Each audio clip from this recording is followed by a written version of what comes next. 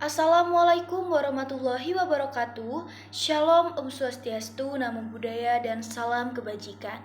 Perkenalkan, nama saya Grafina dengan NIM 40123111086. Saya merupakan mahasiswa dari Fakultas Hukum Universitas Bangka Belitung. Izin Pak Tony selaku dosen pengampu mata kuliah Pengantar Hukum Indonesia. Pada video kali ini saya akan mempresentasikan materi yang telah Bapak berikan. Hukum di Indonesia merupakan campuran dari sistem hukum-hukum Eropa, hukum agama, dan hukum adat, yang dimana sebagian besar sistem yang dianut baik perdata maupun pidana itu berbasis kepada satu hukum Eropa kontinental, khususnya dari Belanda, yang dimana karena aspek sejarah masa lalu Indonesia yang merupakan wilayah jajahan dengan sebutan Hindia Belanda. Yang kedua, ada hukum agama. Karena sebagian besar kemasyarakatan Indonesia menganut Islam, maka dominasi hukum atau syariat Islam lebih banyak, terutama di bidang perkawinan, kekeluargaan, dan warisan. Yang ketiga, ada hukum adat. Hukum adat adalah hukum yang diserap dalam perundang-undangan atau jurisprudensi yang merupakan penerusan dari aturan-aturan setempat dari masyarakat dan budaya-budaya yang ada di wilayah Nusantara. Selanjutnya saya akan menjelaskan hukum perdata. Hukum perdata adalah hukum yang memuat aturan-aturan yang mengatur hubungan hukum antara satu orang dengan yang lain dalam sebuah masyarakat, serta mengatur juga hubungan hukum antara anggota masyarakat dengan pemerintah dalam hubungan atau kepentingan perorangan atau privat. Selanjutnya sejarah hukum perdata. 1.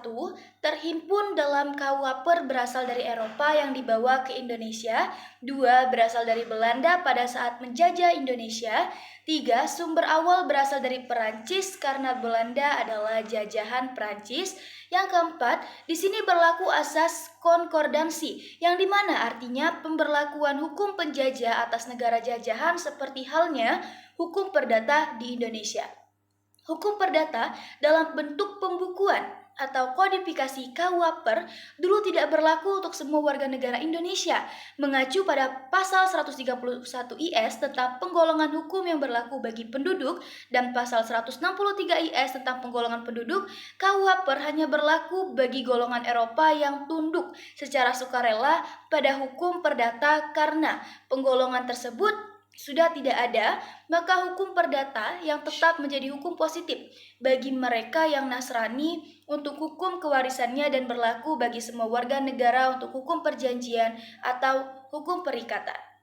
Salah satu bidang hukum yang mengatur hak dan kewajiban yang dimiliki pada subjek hukum dan hubungan antara subjek hukum.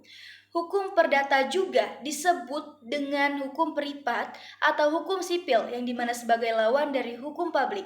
Jika hukum publik mengatur hal-hal yang berkaitan dengan negara seperti kepentingan umum, misalnya 1. Politik dan pemilu, 2. Kegiatan pemerintahan sehari-hari, 3. Kejahatan, maka di sini perdata mengatur hubungan antara penduduk atau warga negara sehari-hari seperti misalnya kedewasaan seseorang, perkawinan, perceraian, kematian, pewarisan, harta benda, kegiatan usaha, dan tindakan-tindakan yang bersifat perdata lainnya.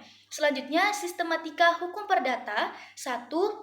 Menurut sistem formal, buku 1 menjelaskan tentang subjek hukum, buku 2 menjelaskan tentang benda, buku 3 menjelaskan tentang perikatan atau perutangan buku 4 menjelaskan tentang pembuktian dan lewat waktu. Yang kedua, menurut ilmu pengetahuan, 1. Hukum pribadi, 2. Hukum keluarga, 3. Hukum kekayaan, 4. Hukum waris, 5. Hukum bukti dan lama waktu. Yang ketiga, menurut Profesor Dr. Asanusi, 1. Hukum tentang orang, 2. Hukum tentang benda dan hak-hak kebendaan, 3. Tentang benda dan hukum perikatan, 4. Hukum waris, 5. Hukum bukti dan lama waktu. Hukum pribadi atau orang terdapat dalam buku 1 KUHP. Subjek hukum adalah orang yang dalam hukum disebut sebagai pendukung hak dan kewajiban. Di sini maksudnya yang mempunyai kemampuan untuk menggadakkan hubungan hukum, di mana hubungan tersebut mempunyai akibat hukum yang disebut hak dan kewajiban. Hukum di Indonesia ini mengakui bahwa setiap manusia adalah subjek hukum atau sebagai person yang dianggap pendukung hak dan kewajiban, yang dimana dalam kriteria dewasa menurut hak hukum perdata adalah 21 tahun atau sudah menikah dalam pasal 330 ayat 1 KUHP, dimana menurut Undang-Undang Nomor 1 Tahun 1974, seorang dikatakan dewasa apabila telah berumur 18 tahun. Pribadi yang dinyatakan tidak mampu melaksanakan hak dan kewajiban sendiri karena kedudukan hukum belum mengizinkan menurut pasal 1330 KUHP terdiri dari 1. Anak di bawah umur, 2. Orang sakit ingatan dan keborosan, 3. Wanita yang bersuami. Poin 3 telah dihapus berdasarkan surat edaran MA nomor 3 tahun 1963. 2. Badan hukum. Di sini badan hukum disebut badan hukum apabila ada beberapa orang yang saling bekerja sama dan merupakan satu kesatuan yang memenuhi syarat-syarat yang ditentukan oleh hukum. Dalam hal ini KUHD. Salah satunya adalah akta notaris sebagai akta pendirian badan hukum. Ada 2 jenis badan hukum. 1. Badan hukum publik, contohnya negara, provinsi, kabupaten, kota madya, desa, atau kelurahan. Yang kedua ada badan hukum privat, contohnya yayasan, PT, koperasi, lembaga keagamaan, dan lembaga lain-lainnya. Selanjutnya, tempat kediaman. Sama dengan tempat tinggal, kriterianya adalah tempat terdaftarnya seseorang sebagai penduduk, merupakan tempat untuk melakukan atau melaksanakan hak dan kewajiban berupa tempat tinggal atau domisili. Hukum keluarga di sini adalah hukum yang mengatur tentang hubungan antara anggota keluarga, antara orang tua dengan anak atau sebaliknya, yang dimana mencakup hal-hal sebagai berikut: 1. Keturunan, 2. Kekuasaan orang tua, 3. Perwalian, 4. Pendewasaan, 5. Pengampunan, dan 6. Perkawinan. Di sini ada hukum kekayaan. Hukum kekayaan adalah ketentuan yang mengatur mengenai hubungan antara subjek hukum dan subjek hukum dalam suatu pemerintah hukum. Objek hukum yaitu benda, yaitu segala sesuatu yang menjadi bagian dari keadaan yang dapat dikuasai dan mempunyai nilai uang. Selanjutnya, ruang lingkup hukum kekayaan adalah 1. Hukum benda dan hukum perikatan. Hukum benda sendiri adalah ketentuan-ketentuan yang mengatur mengenai hal yang diartikan dengan benda dan hak-hak yang melekati padanya. 2. Hukum perdata Eropa membagi benda dalam beberapa macam. 1. Benda yang dapat diganti dan tidak dapat diganti. 2. Benda yang dapat diperdagangkan dan tidak dapat diperdagangkan. 3. Benda yang dapat dibagi dan tidak dapat dibagi. 4. Benda bergerak dan tidak bergerak atau tetap. Di sini, hukum benda bergerak sebagai benda lepas yang menciptakan hak-hak tersebut di atas menurut hukum adat dibagi: 1. Hak atas rumah, 2. Hak atas tumbuh-tumbuhan, 3. Hak atas ternak, 4. Hak atas benda bergerak lainnya. Dalam buku Sri Harini, benda dikategorikan dalam beberapa kriteria: 1. Benda berwujud dan tidak berwujud, 2. Benda tetap dan tidak tetap, 3. Hak kebendaan, yang dimana artinya yaitu hak yang melekat pada seseorang sebagai pemiliknya.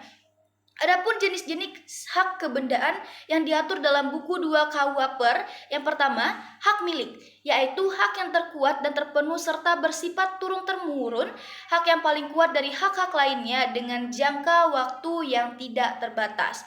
2. Hak guna bangunan atau HGB, yang dimana artinya adalah hak untuk mendirikan bangunan di atas tanah negara atau tanah milik orang lain dengan suatu perjanjian. 3. Hak gadai, yakni hak yang diperoleh atas sebidang tanah karena adanya penyerahan sejumlah uang. 4. Hak memungut hasil, yang dimana adalah hak memungut hasil atas benda orang lain, baik benda bergerak atau benda tidak bergerak atau tetap. 5. Hak tanggungan, ialah hak atas suatu benda tetap sehubungan dengan adanya suatu perjanjian, penyerahan uang, atau hak yang lahir karena adanya perjanjian hutang pihutang. Hukum perikatan sendiri diatur dalam buku 3 KUHP, dalam bahasa Belanda disebut verbintenis, adalah ketentuan-ketentuan yang mengatur hak dan kewajiban subjek hak dalam tindakan hukum kekayaan.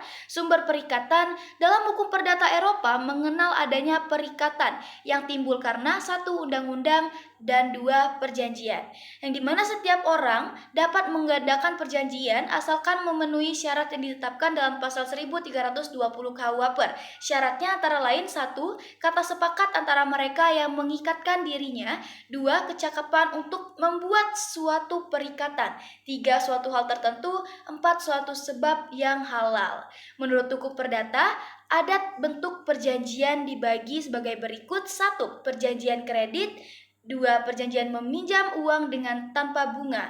Yang ketiga ada perjanjian kempitan, perjanjian menitipkan barang untuk dijual yang setelah jangka